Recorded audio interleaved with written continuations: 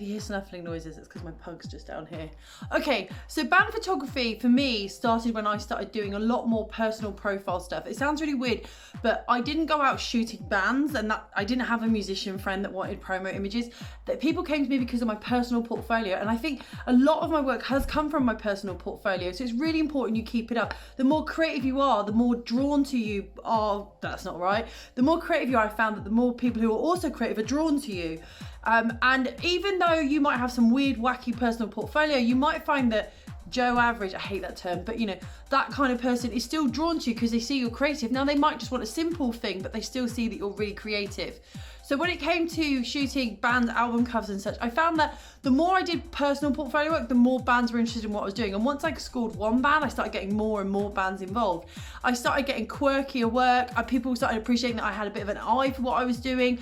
I also am quite keen to steer away from the group shot of a band that you often see. It's normally the safe shot I found, where you have a group of them and one, like normally the main singer, the lead singer, is right in the front and everyone else is sort of slightly off center and just staring off into the middle distance. And you can see it on all over photography for bands. But I also found that I did a little bit more research personally. So I would go into maybe the HMV or the record shop and see what else was on offer within their genre. So if it was a rockabilly band, I went in and I always saw that they had these guys with double basses, or you know, they had this sort of look that was very on a dark background. It all had a very uniform look. So I made sure that when I did for the bands, I really pushed the envelope and did something a little bit different that would stand out on the shelf and have an appeal off the shelf. But also, as you know, a lot more people are buying electronically. So for me, like digital download. So I needed to make sure that the picture they saw was still eye-catching enough in a very small format. So I always had that in my head. When it came to band photography, I'm not massively like, this is the one genre I go down, mainly because my clientele aren't all one style. They like different types of music. So I've shot for a jazz singer, I've done rockabilly band, I've done instrumental only bands that are a bit more psychedelic, I've done heavy metal band, I've done goth band, I've done cover bands. And I also found that, although I'm going to do a video later on about gigs, when you shoot at gigs, you might actually come in contact with a band who need promo work. So getting into gig photography is definitely one way to get into band photography, but I also found my personal portfolio. When you are working with bands, be aware they will often, not all, try and get as much as they can for as little money as they can. And that's just the way the business is. Not all of them have made it into the big bucks, and it sounds really weird, but they will try their luck. I have found some bands will, some bands won't, but some bands will try their luck. You know, you'll say, I'll do 10 images and they'll want 30. And you might find that you're having to prep them a lot more, but also be aware, a lot of bands have a very clear style in their head. So you need to really do your research, watch their music videos if they've got them, go onto their YouTube, go onto their Instagram, go onto their Facebook, their social, all the other social networks, to get an idea of who they are and what they're about, also about their style. So you don't do something that's too out of the ordinary for them.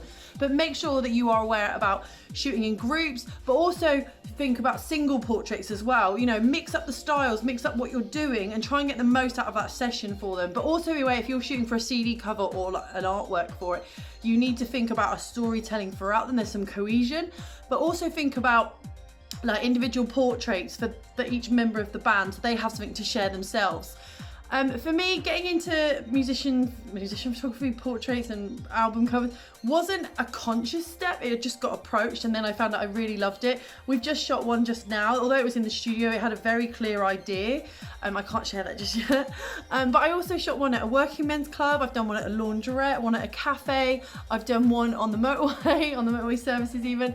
And it's all about really being as creative as you can be within the limitations of either the band themselves, because they have a certain look they want to adhere to, but also their record label. But I'm also very clear in what I offer and what they get out of it. So you need to make sure you understand about the licensing, so commercial, promotional and personal, all those, make sure you have a contract.